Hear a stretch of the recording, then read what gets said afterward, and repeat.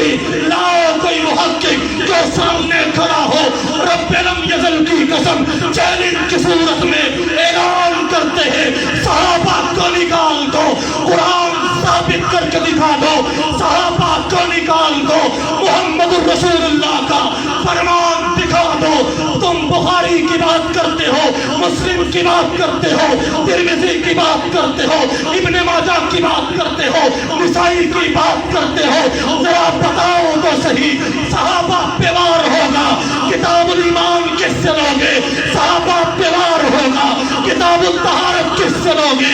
صحابہ پہ وار ہوگا کتاب الاخلاق کس سے لوگے؟ صحابہ پہ وار ہوگا کتاب الصلاۃ کس سے لوگے؟ پتا چلتا ہے صحابہ محفوظ ہے تو محمد الرسول اللہ کا پورا دین محفوظ ہے، صحابہ محفوظ نہیں تو کچھ بھی محفوظ نہیں ہے۔ ان کے لیے یہ جواب ہے کہ ہمیں الزام دو، جو کچھ کہنا چاہتے ہو کہہ دو، لیکن عوام کے دل میں یہ اغلاط مت ڈالو، ان کے ذہنوں کو مذبذب مت کرو، انہیں سچی بات بتاؤ، ورنہ خدا کی قسم اپنے علم کے ساتھ پکڑے جاؤ گے، اپنے جبے کے ساتھ پکڑے جاؤ گے۔ تمہارے بڑے بڑے مدارس، تمہاری مساجد، تمہاری پگڑیاں، تمہاری اسناد تمہیں نہیں بچا سکے گی۔ جب پوچھا جائے گا محمد کا ابو بکر مظلوم تھا، تم کس چکر میں تھے؟ فاروق کی عدالت میں شک ہو رہا تھا، تم کس چکر میں تھے؟ عثمان کو گالی دی جا رہی تھی، تم کس چکر میں تھے؟ ازواج مطہرات کی عزتوں کو اچھالا جا رہا تھا، تم کس چکر میں تھے؟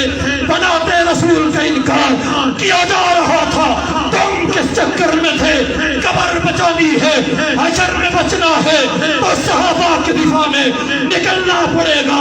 دین بچانا ہے، قرآن بچانا ہے، اسلام بچانا ہے تو صحابہ کو محفوظ کرنا پڑے گا۔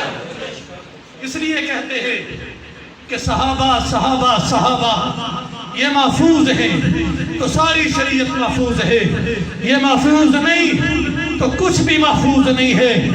دل دماغ کے اندر آج کے بعد حاضر و موجود رہنی چاہیے کہ یہ صحابہ صحابہ اس لیے کرتے ہیں کہ صحابہ کے بغیر اسلام مکمل ہی نہیں ہے، صحابہ کے بغیر دین مکمل ہی نہیں ہے۔